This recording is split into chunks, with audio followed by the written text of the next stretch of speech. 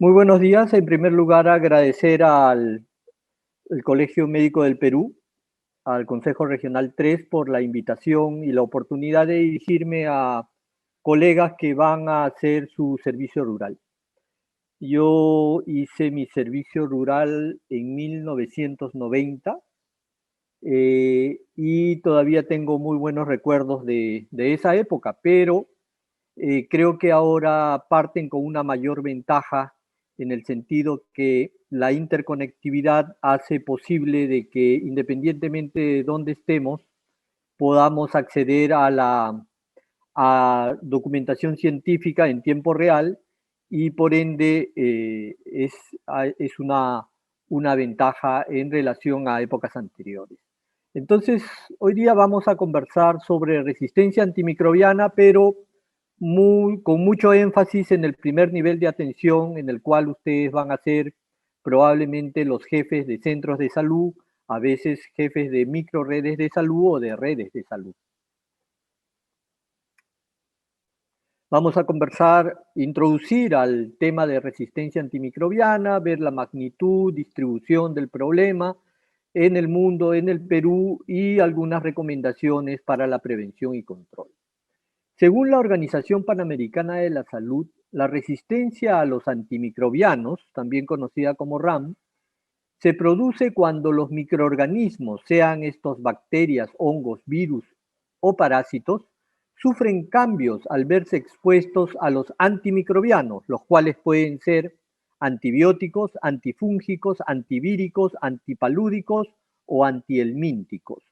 Como resultado, los medicamentos se vuelven pues ineficaces y las infecciones persisten en el organismo, lo que incrementa la probabilidad o el riesgo de propagación a otras personas, pero también de ocasionar mayores complicaciones o inclusive la muerte.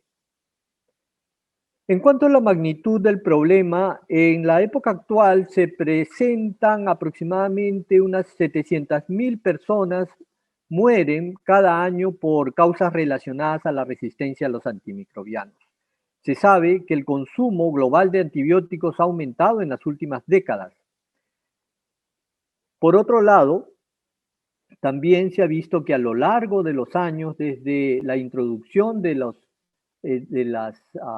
antibióticos, estos también han ido a la par con el incremento de las defensas de estos microorganismos, de las bacterias, para combatir a los antibióticos. Es así que el número de enzimas que actúan sobre las beta-lactamasas, ¿no? Ha ido incrementándose a lo largo de estos años. Sin embargo, el número de aprobaciones de nuevos medicamentos antibacterianos ha ido disminuyendo desde hace algunos años, ¿no? Entonces, el incremento de los mecanismos de resistencia están en aumento, mientras que el descubrimiento y salida al mercado de nuevos medicamentos antibacterianos está disminuyendo paulatinamente. Los ingleses hace algunos años encargaron un estudio de modelamiento bajo el supuesto o la hipótesis de que para el año 2050 el mundo fracasaría en contener la resistencia a los antimicrobianos. Según este modelamiento, si el mundo fracasara en contener el incremento de resistencia a los antimicrobianos, entonces para el año 2050 la resistencia antimicrobiana sería la primera causa de muerte en el mundo, ocasionando 10 millones de muertes por año, superando a las muertes producidas por el cáncer, por accidentes de tránsito, por diabetes, por diarreas, etc. Pero además impactaría muy fuertemente en la reducción del Producto Bruto Interno, ¿no? de nuestros países. Por otro lado, solo basta ver la página web de la Organización Panamericana de la Salud, en donde nos muestra todas las alertas epidemiológicas, ¿no? que se emiten en los diferentes años, los diferentes meses. Por ejemplo, en febrero de este año, la Organización Panamericana de la Salud nos ha alertado a todos los países de las Américas sobre la producción de brotes de Candida auris en los servicios de atención en el contexto de la pandemia del COVID. Es así que, por ejemplo, ¿qué de peculiar tiene la Candida auris?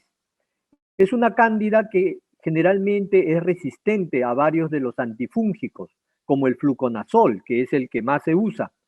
Y lamentablemente, desde fines del año pasado, nosotros no teníamos este hongo reportado. Sin embargo, desde fines del año pasado, ya en un hospital de Perú se ha reportado los 3 primeros casos de Candida auris en pacientes justamente de UCI COVID.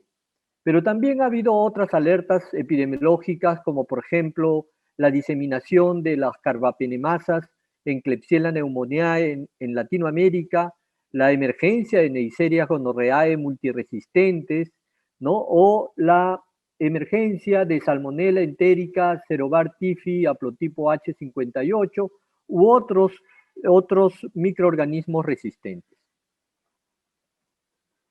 Ahora, ¿a qué causas podemos atribuir la resistencia a los antimicrobianos? Obviamente, en primer lugar, al uso excesivo, a la prescripción excesiva de antibióticos, a la automedicación de los pacientes, a que los pacientes incluso uno le prescribe, pero no cumplen, no acaban todo el tratamiento. Un aspecto también muy relevante es el uso excesivo de antibióticos en la cría de ganado y pescado. El control inadecuado de las infecciones en los establecimientos de salud, la falta de higiene a nivel de la comunidad y la falta también o deficiente saneamiento ambiental. La falta de desarrollo de nuevos antibióticos también es algo que lo venimos viviendo. Esto, por ejemplo, el Perú, al tener mucha resistencia del Mycobacterium tuberculosis, el descubrimiento de nuevos antimicrobianos para combatir el Mycobacterium tuberculosis se ha disminuido y eso nos causa preocupación. ¿Cuáles son los factores que contribuyen en mayor medida a la resistencia a los antimicrobianos? Por ejemplo, en este gráfico, en el eje horizontal, tenemos la evidencia de qué factor está contribuyendo a la resistencia, ¿no? Vemos que una contribución grande la tienen el mal uso de los antimicrobianos o sobreuso en los humanos, pero también el mal uso o sobreuso de antimicrobianos en animales. Sin embargo, también la transmisión de infecciones dentro de los establecimientos de salud también juegan un papel fundamental en la generación de mayor resistencia antimicrobiana en general.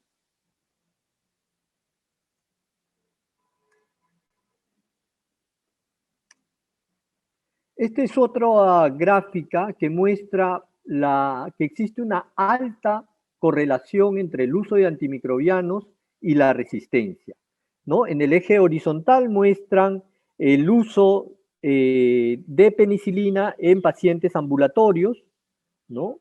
Y en el eje vertical muestra la proporción, el porcentaje de Streptococcus pneumoniae no susceptible a penicilina. Por ejemplo, Francia tiene un gran nivel de uso de penicilina en consulta externa, o tenía para los años 2000, y esto correlacionaba muy bien directamente con un alto nivel de resistencia del Streptococcus pneumoniae a las penicilinas.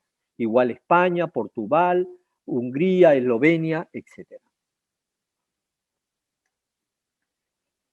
Esta diapositiva muestra el ciclo de las bacterias resistentes, ¿no? Vemos que el uso inadecuado en las personas genera bacterias resistentes, las cuales entran, digamos, en los sistemas de desagüe, ¿no? Entran al agua y estos llegan a los ríos, a los mares, estos contaminan a los peces, esta agua es consumida por los animales, y esto también a través del estiércol usado como abono para agricultura propaga bacterias resistentes, las cuales a su vez se diseminan en la piscicultura, en la ganadería, en la agricultura, cerrando el ciclo vicioso de circulación de bacterias resistentes, genes de resistencia o residuos de antimicrobianos, antibióticos, antifúngicos, etc.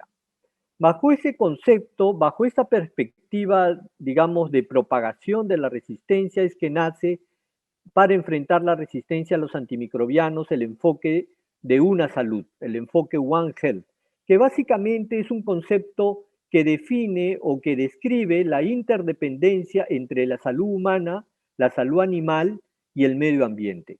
Este enfoque es utilizado para prevenir y controlar la resistencia a los antibióticos, pero también en el control de la zoonosis y también para asegurar la inocuidad de los alimentos. Se sabe que 2/3 partes de los antibióticos usados en el mundo se destinan a la producción animal. En los animales se utilizan 27 clases diferentes de antimicrobianos. Por ejemplo, en Estados Unidos, ellos describen que el 70% de los antibióticos de importancia médica para los humanos son consumidos por los animales y solo el 30% son consumidos en la salud humana. Obviamente estos son porcentajes de Estados Unidos, pero cada país tiene unas proporciones similares o incluso en algunos casos como Canadá un poco mayores. Esta es una diapositiva que muestra cómo los antibióticos, las diferentes clases de antibióticos se utilizan en acuicultura, en agricultura, en la ganadería y en humanos.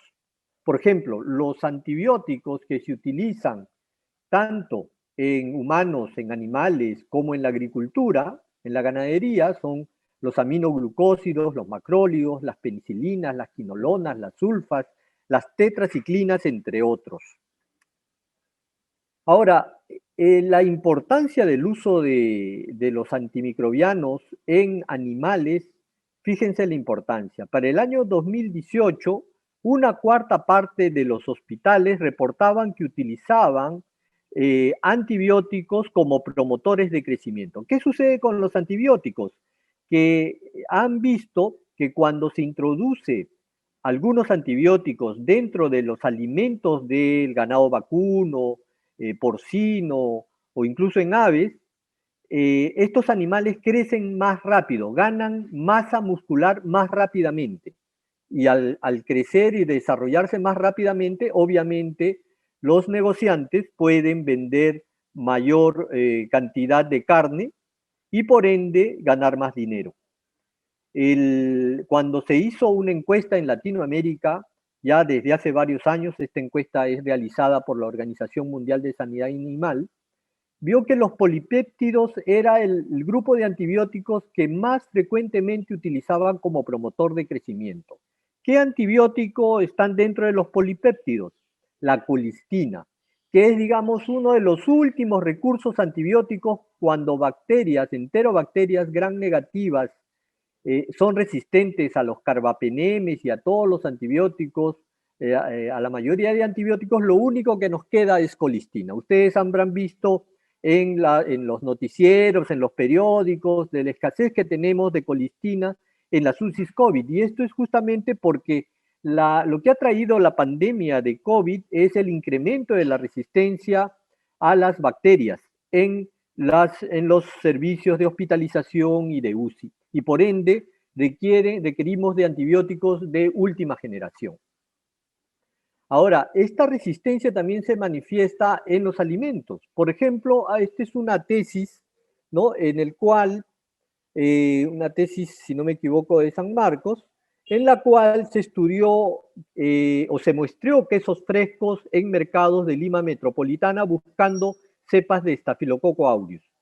Lo muestrearon 4 mercados, en cada mercado 10 muestras, y se encontró Staphylococcus aureus con niveles de resistencia semejantes a la oxacilina o meticilina, semejantes a los encontrados en los hospitales de Lima, ¿no? Altos niveles de resistencia en los quesos frescos de Lima.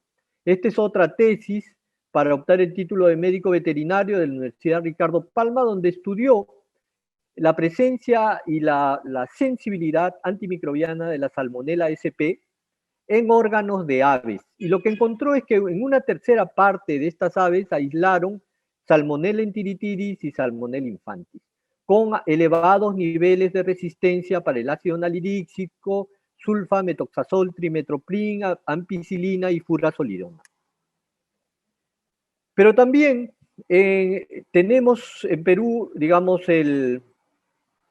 altos niveles de resistencia al Mycobacterium tuberculosis. Esta es una gráfica del 2008 al 2015 que muestra que nuestra cantidad de casos nuevos de tuberculosis multidrogo resistente está por encima de los 1.400 casos nuevos por año. Los casos nuevos de tuberculosis extensamente resistente o XDR superan los 90-100 casos nuevos anuales. Ni que se diga de los casos monoresistentes a isoniazida, que superan los 800 casos nuevos monoresistentes a isoniazida por año. Este es otro estudio hecho por el Instituto de Vigilancia de la Resistencia en cepas de Streptococcus pneumoniae, ¿no? Bacteria responsable de infecciones respiratorias agudas, sobre todo en niños pequeños.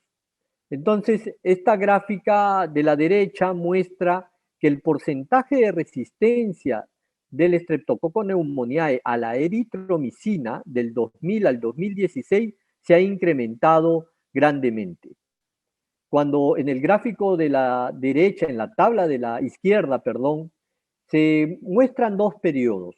Un periodo en el cual fue previo al uso de la vacuna 7 valente contra el Streptococcus pneumoniae, en donde el porcentaje de resistencia del Streptococcus pneumoniae en la eritromicina era del 12%, mientras que el porcentaje en un periodo después que se introdujo la vacuna 7 valente contra el Streptococcus pneumoniae, la resistencia del Streptococcus pneumoniae a la eritromicina aumentó a un 64%, de un 12% a un 64%.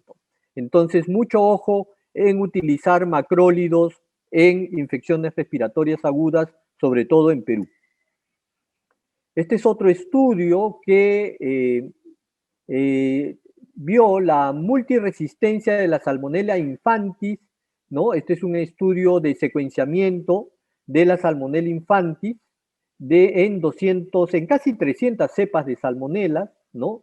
Remitidas de Lima, Purímac, Cajamarca, Ancash, Lambayeque y Cusco al Instituto Nacional de Salud del 2014 al 2016, ¿no? Y lo que se vio es que la proporción de salmonelas SP que eran Salmonella infantis incrementó con los años, ¿no? Llegaron a ser un 65%, muchas de las cuales eran productoras de beta-lactamasa de espectro extendido.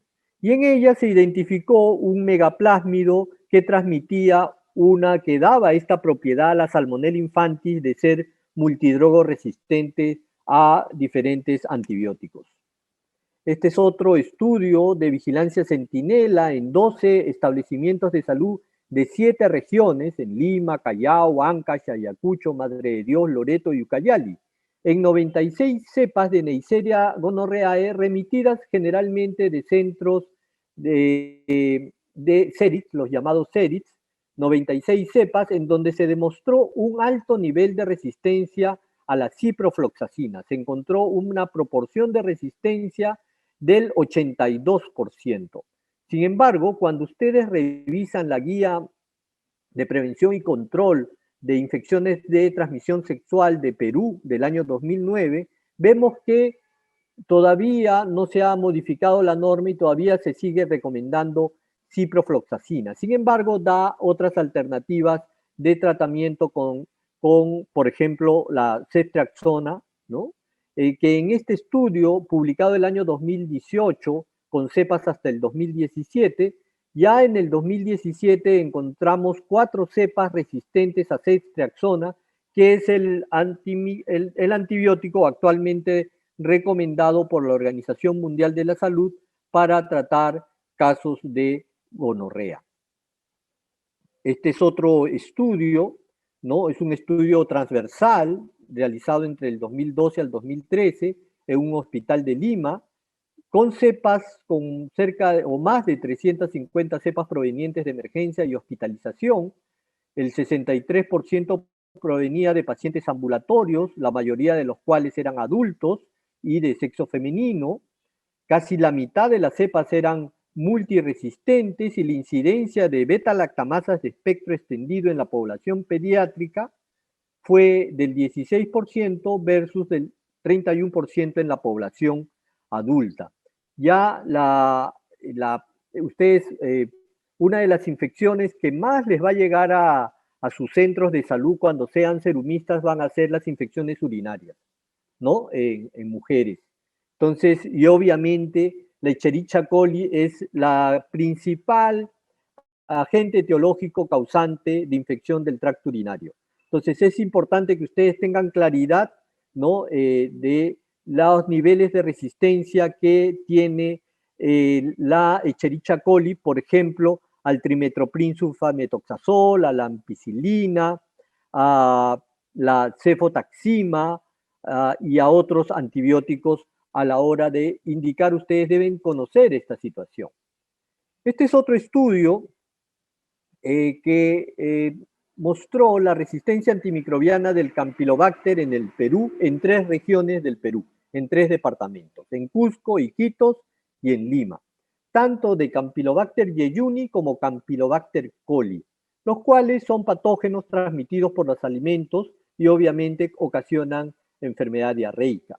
Esta vigilancia se realizó del 2001 al 2010 en estos 3 departamentos mencionados y se determinó la susceptibilidad a la ciprofloxacina, a la citromicina y a la eritromicina. Se revisaron más de 4.600 cepas de Campylobacter, tanto jejuni como coli, en mayor proporción en Lima, ¿no? Y si ustedes ven en las tablas de la mano derecha, en la tabla 1, se ve que lo que dice Campylobacter jejuni, CIP, que corresponde a la ciprofloxacina, se ve un elevado proporción de resistencia del Campylobacter jejuni a la ciprofloxacina, sobre todo en Iquitos y en Lima. Y acá en este estudio tuvo la virtud de comparar 2 periodos en cada uno de estos departamentos. Del 2001 al 2005, por ejemplo, la resistencia o la proporción de cepas de Campylobacter jejuni a la ciprofloxacina fue del 24% aproximadamente. Pero en el quinquenio siguiente, del 2006 al 2010, en Iquitos, la resistencia del Campylobacter jejuni a la ciprofloxacina casi se duplicó al 48%. Igual sucedió en Lima, pero obviamente en menor proporción, pero la diferencia del incremento de la resistencia fue estadísticamente significativa. Por el contrario, en el caso del Campylobacter coli, en relación a la resistencia a la ciprofloxacina, se vio que estas diferencias o este incremento se dio sobre todo en Cusco y en Lima. Entonces, estos resultados tienen implicaciones para el manejo empírico de la enterocolitis en el Perú. Este es otro estudio de resistencia antibiótico del Streptococcus pneumoniae en portadores nasofaringios sanos, o sea, en niños sanos, en 7 regiones del Perú. El objetivo era determinar si el patrón de susceptibilidad antibiótica de cepas de Streptococcus pneumoniae aisladas de portadores nasofaringios sanos menores de 2 años en 7 regiones del Perú. Este estudio comprendió más de 2.100 niños sanos entre 2 meses y los 24 meses, muestras recolectadas en centros de salud. Se aislaron más de 570 cepas y se encontró elevados niveles de resistencia al cotrimoxazol, del Streptococcus pneumoniae, al cotrimoxazol, a las penicilinas y en menor proporción a las tetraciclinas, acitromicinas y eritromicinas. La multiresistencia del Streptococcus pneumoniae se vio en una tercera parte de las cepas aisladas. Como ustedes ven en la gráfica de la mano derecha, se encuentran elevados niveles de resistencia al cotrimoxazol y a la penicilina, tanto en Lima, Iquitos, Piura, Abancay, Arequipa, ¿no? Y Huancayo. El análisis de los factores asociados a cepas no sensibles a penicilina mostró asociación significativa con el uso previo de antibióticos, a una hospitalización anterior y a la presencia de más de 7 habitantes en el hogar. O sea, el haber usado antibióticos en esos menores de edad mostró que hay una asociación con niveles elevados de resistencia. Este es otro estudio que muestra la resistencia antimicrobiana de cepas comensales de Escherichia coli en niños de 2 comunidades rurales peruanas. Cepas comensales significa que son, ¿qué significa el comensalismo? ¿No? Significa que dos organismos, digamos, se benefician de su presencia, a diferencia del parasitismo en el cual uno de los organismos, ¿no?, perjudica al otro, ¿no? Y del mutualismo se diferencia del mutualismo en el cual ambos, digamos, sacan provecho de su presencia sin dañar al otro. En este caso, cepas comensales son parte de la flora habitual en el intestino de Escherichia coli y esto es lo que estudiaron en niños sanos, en 93 niños sanos en 2 comunidades, en Moyobamba y en otra comunidad de Urubamba. Hicieron un estudio de cohorte prospectiva en 179, aislaron 179 cepas de Escherichia coli en niños sanos, o sea, cepas comensales, encontrando que los mayores índices de resistencia fueron para el cotrimoxazol, cercano al 49%, al 50%, a la ampicilina y al ácido nalidíxico, ¿no? Como ustedes ven, tanto en Moyobamba como en Urubamba, y juntando ambas comunidades, los elevados niveles de resistencia al cotrimoxazol, a la ampicilina, al ácido nalidíxico y ya más alejadamente a la acitromicina. Se encontró un aumento en la resistencia del 11.6% para el ácido nalidíxico y del 6.4% para el cotrimoxazol. Esta es una publicación de la Organización Mundial de la Salud que muestra el consumo de antibióticos medidos en dosis diarias definidas, que es una forma de medir el consumo de antibióticos ya estandarizada en el mundo por su grupo farmacológico en 6 países de la región de las Américas. Obviamente de esta publicación solo he tomado lo que nos interesa porque también está Perú.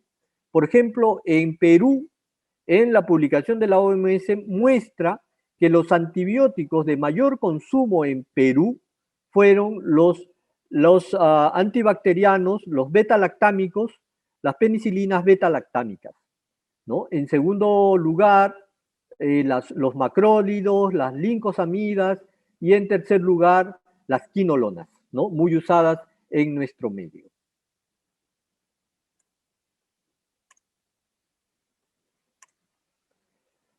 Este estudio es un estudio muy interesante publicado el año 2018 que estudió la prevalencia y factores asociados a la compra de antimicrobianos sin receta médica en el Perú el 2016.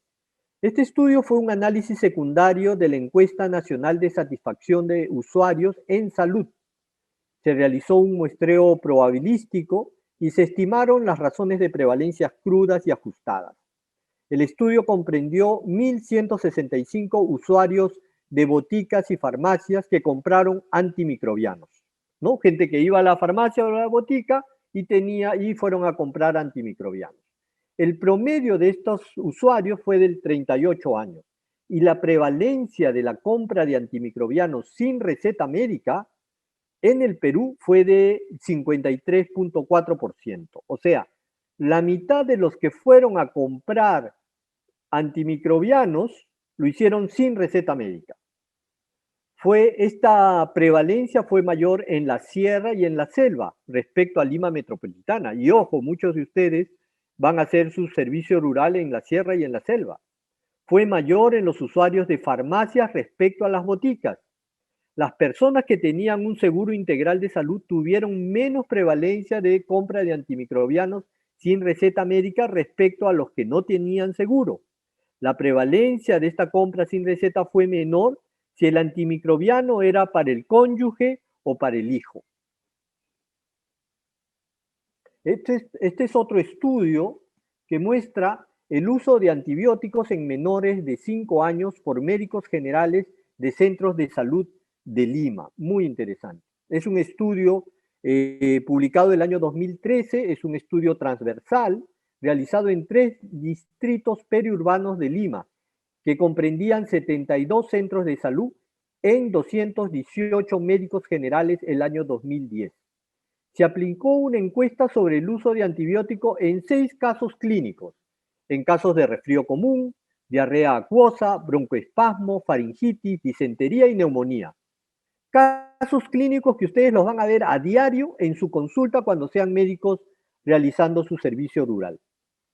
Existe, como ven, una tendencia al sobreuso de antibióticos en los diagnósticos puestos como casos clínicos por parte de médicos generales de centros de salud de Lima, ¿no? Por ejemplo, cuando evaluaron si los médicos, el porcentaje de médicos generales de centros de salud del nivel primario recomendarían antibióticos siempre o a veces, en resfrío común era el 15%, recomendaban siempre o a veces. Cuando estaban ante un paciente con diarrea acuosa, el 33% de los médicos recomendaban siempre o a veces el uso de antibióticos. En broncoespasmo, una cantidad elevadísima, 33%. Y cuando el caso clínico era una faringitis, siempre y a veces, en un 86%, recomendaban el uso de antibiótico en faringitis. Bueno, como ustedes saben, en diarreas disentéricas o en neumonía, probablemente esté indicado y acá una alta proporción sí lo recomendaba siempre o a veces. Este es del mismo estudio que muestra ya desagregado por tipo de caso clínico, pero como ustedes ven en la tabla superior izquierda, el antibiótico mayormente recomendado era la amoxicilina. Por ejemplo, de los 34 médicos que decían que siempre o a veces recomendaban antibióticos ante un resfrío común, 29, o sea, el 85% prescribían amoxicilina. En casos de faringitis, de los 188 médicos que siempre o a veces recomendaban el uso de antibióticos, el 58%, o sea, 110, utilizaban amoxicilina.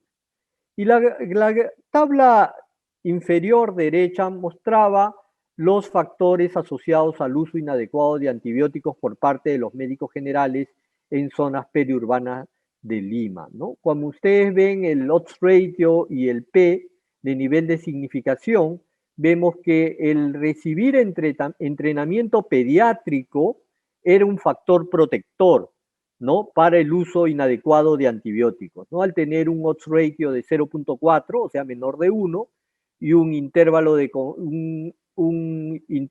confianza y una P significativa. Pero también el percibir una mayor satisfacción de la madre, ¿no? También estaba relacionado como factor de riesgo para el uso inadecuado de los antimicrobianos, ¿no? Porque ya ustedes se van a dar cuenta cuando están con niños y viene la madre, viene una madre muy angustiada generalmente, en donde si a veces el médico no le ha recetado el antibiótico, entonces ahí como que la madre se queda un poco insatisfecha. Entonces, para ir ya cerrando, concluyendo esta presentación, la pregunta central es, ¿cómo podemos, ya poniéndome en el zapato de ustedes, cómo podemos contribuir en la contención de la resistencia a los antimicrobianos desde el primer nivel de atención? En primer lugar, conociendo el perfil epidemiológico de la localidad. En segundo lugar, conociendo el perfil microbiológico y de resistencia antibiótica de las enfermedades endémicas, del lugar, del centro de salud, del establecimiento de salud a donde ustedes van a llegar. del distrito, de la provincia a donde ustedes han salido elegidos para hacer su servicio rural. En tercer lugar, conociendo y aplicando las guías de práctica clínica de las patologías más frecuentes en la localidad. Obviamente, no cualquier guía, ¿no?, que encuentran en Internet, sino de guías basadas en evidencias científicas. Y en cuarto lugar, sensibilizando a la población local en los riesgos y peligros de la automedicación y el abuso de antimicrobianos, o sea, hacer promoción de la salud, como asumo que ya ha sido parte de las disertaciones en días anteriores. Sobre el primer lugar, conociendo el perfil epidemiológico de la localidad. Independientemente que esta es una charla de resistencia antimicrobiana, yo pienso que esto es una de las ponencias centrales que han debido tener ustedes, que asumo creo que la van a tener más tarde con relación a vigilancia epidemiológica. Pero si van a hablar de epidemiología, tienen que mostrarles a ustedes dónde encontrar la información para saber que si a mí me tocó en el Purús, en Ucayali, ese distrito, esa provincia, cuáles son las principales enfermedades infecciosas y no infecciosas que tiene mi distrito, donde está mi centro de salud. ¿Cuáles son las primeras causas de mortalidad en ese sitio? ¿Dónde puedo encontrar el análisis de situación de salud de Ucayali, del Purús o del distrito donde yo voy a hacer mi serum? ¿Cómo puedo acceder si yo me voy a una zona selvática y allá hay una población indígena tipo los Matsés, los Asháninkas, y otros pueblos indígenas? ¿Dónde puedo encontrar esa información, esos análisis de situación de salud?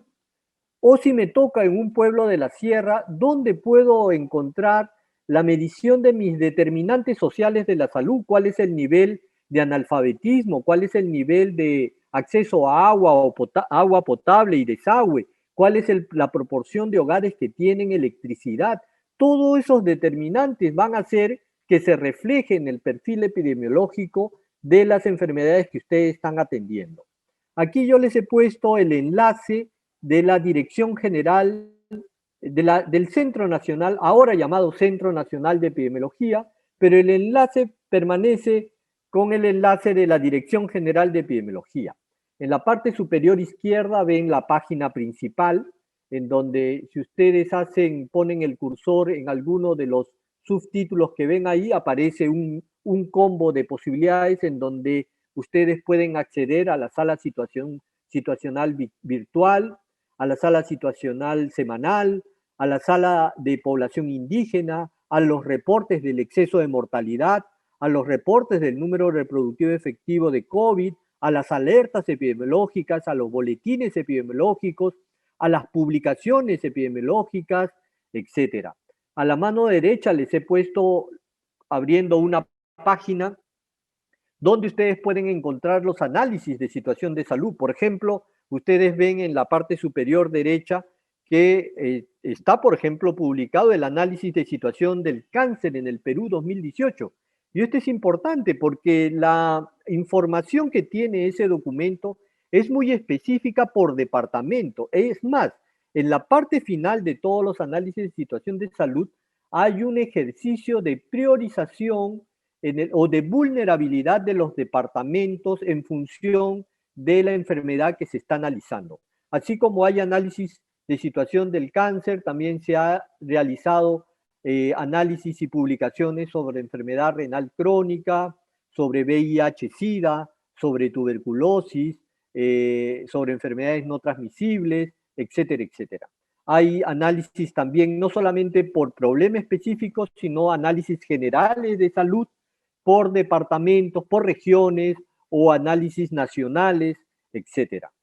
Pero también en la parte inferior van a encontrar semanalmente el archivo en PDF de una presentación que actualizan semanalmente de la situación del COVID en el Perú.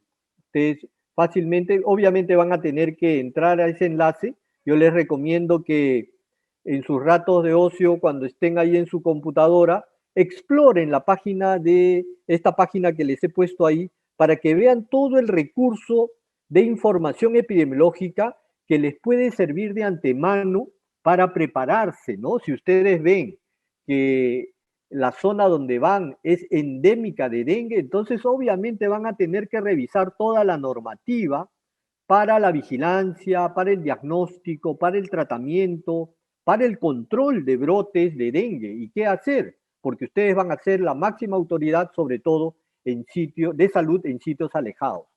Y otro aspecto también importante que asumo que les van a tratar en la charla de vigilancia epidemiológica es la investigación y control de brotes, ¿no?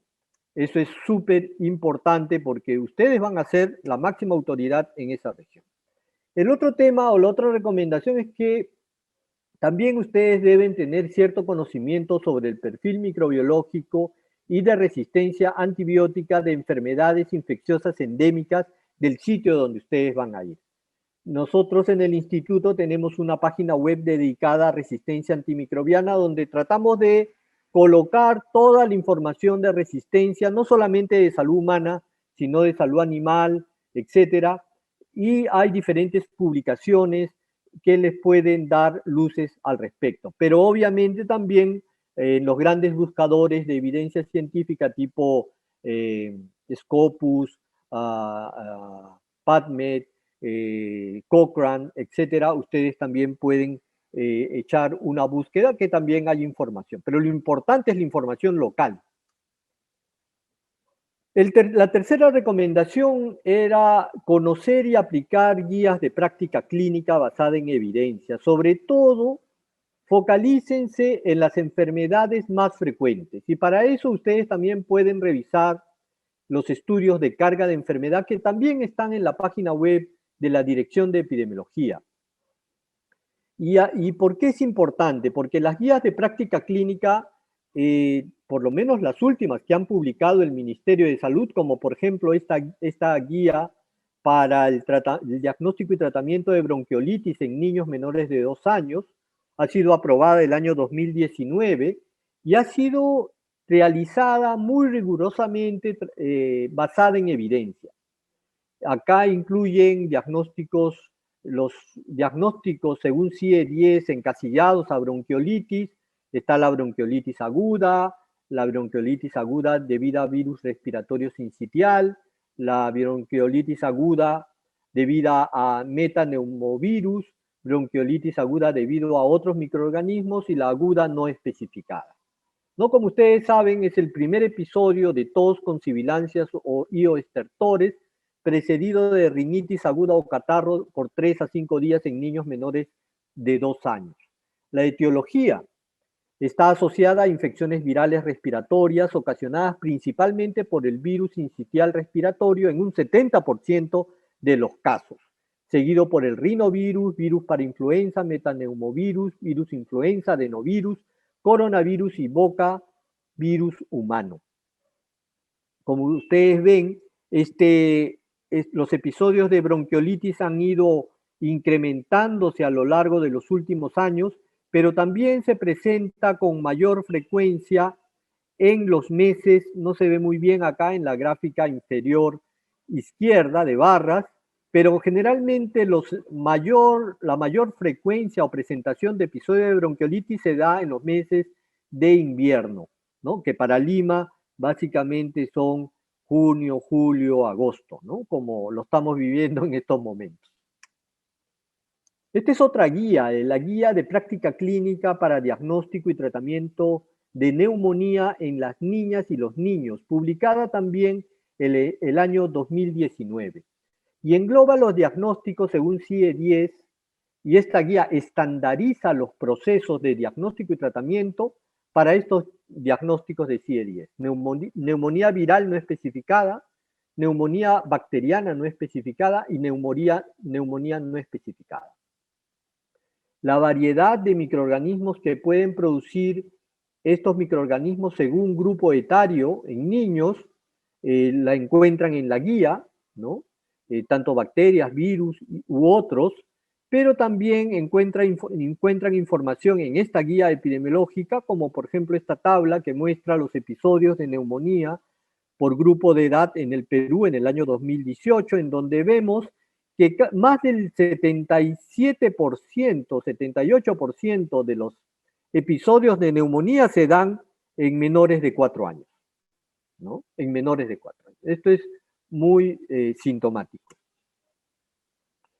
Esta es una guía, no les menciono la parte de tratamiento porque es súper extensa, pero les pongo la inquietud para que ustedes busquen la guía por internet, es fácilmente encontrable utilizando los buscadores en internet y fácilmente van a encontrar el PDF de la norma técnica. Esta es otra guía técnica de guía de práctica clínica para el diagnóstico y tratamiento de la enfermedad diarreica aguda en la niña y el niño. Esta fue aprobada el año 2017 y reconoce 3 tipos de diarrea. La diarrea aguda acuosa, que no amerita tratamiento antibiótico y representa el 95% o más de las diarreas en niños y niñas. En mucho menor proporción, diarreas agudas disentéricas o diarreas persistentes, esta última definida como diarrea de 14 o más días de duración, considerándose crónica cuando las deposiciones persisten por más de 4 semanas. Los diagnósticos que entran dentro de esta guía y que son estandarizadas hasta en cierta forma por esta guía son los que ven en la parte superior derecha. Los gérmenes que pueden causar la neumonía, los más frecuentes en el Perú, justo hace algunas semanas tuvimos un webinar con OPS en donde nos mostraba los resultados de la vigilancia centinela del rotavirus. Como ustedes saben, hasta hace un tiempo el rotavirus era la principal causa de diarreas aguda en niños menores de 5 años. Pues bien, nos mostró los resultados de varios países de Latinoamérica, entre ellos el Perú. Y lo que mostró es que que ha pasado a ocupar el primer lugar en lugar del rotavirus es el norovirus en el Perú. Entonces, la principal causa de diarrea aguda y que causa a su vez hospitalización es el norovirus en niños menores de 5 años, ya mucho más alejado del adenovirus, el rotavirus, y por ahí se mete la shigella también en algunos casos.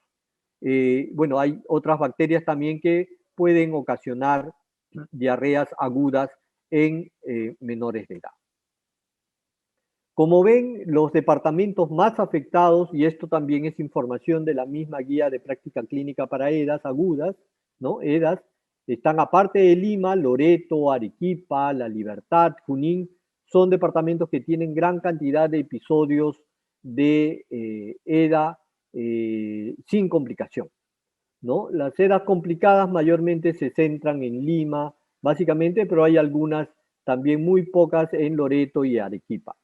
Y la terapéutica que resume en general, digamos, pero es mucho más detallada según el tipo de diarrea, son la prevención y tratamiento de la deshidratación, el prevenir el daño nutricional mediante la alimentación de la niña o el niño durante y después de la diarrea, y reducir la duración y la gravedad de la diarrea y la aparición de episodios.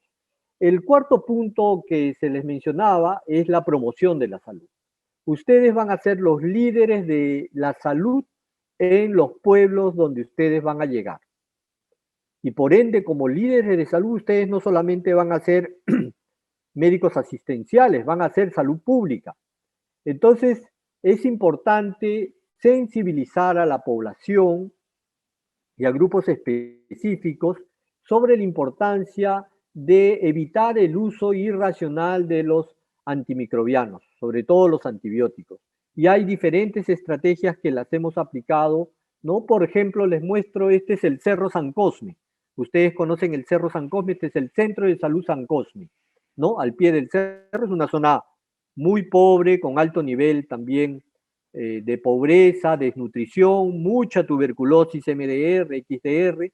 El año pasado, a pesar de la pandemia, se hizo un mural, ¿no? Para tratar de concientizar desde el establecimiento de salud a todos los pobladores que pasaban por el centro de salud para que se detuvieran por lo menos a leer estos aspectos de difusión y promoción de la salud en relación a la resistencia al antimicrobiano. Y finalmente, mencionarles como conclusión que este es un problema de salud pública, generado desde la interacción de la salud humana, salud animal y medio ambiente. De ahí la importancia del enfoque de una salud. El Perú tiene niveles elevados de resistencia a los antimicrobianos para diferentes microorganismos, tanto comunitarios como de transmisión hospitalaria. En la exposición he tratado de no poner data de resistencia de hospitales porque ustedes van a hacer atención primaria, básicamente, en centros de salud. Sin embargo, si hay altos niveles de resistencia en hospitales, esto también se va a trasladar fácilmente a la comunidad. Por último, es importante promover el uso racional de los antimicrobianos a nivel de la población general, personal de salud, prescriptores y pacientes. Finalmente, les dejo el enlace de la página web donde pueden encontrar mayor información con relación a la resistencia a los antimicrobianos y de igual forma, si tienen alguna, digamos, inquietud a posteriori, me pueden escribir a los correos que figuran en la diapositiva. Muchas gracias por su paciencia y atención. Y bueno, espero sinceramente que les vaya muy bien. Es una experiencia inolvidable. El contexto con el que van a ir es difícil. A mí me tocó ir en un contexto de epidemia de cólera, ¿no? Me tocó enfrentar un brote en el pueblito donde yo estaba y son condiciones especiales, ahora más todavía, en donde la gente está más necesitada de atención y tiene mayor avidez por la consulta médica.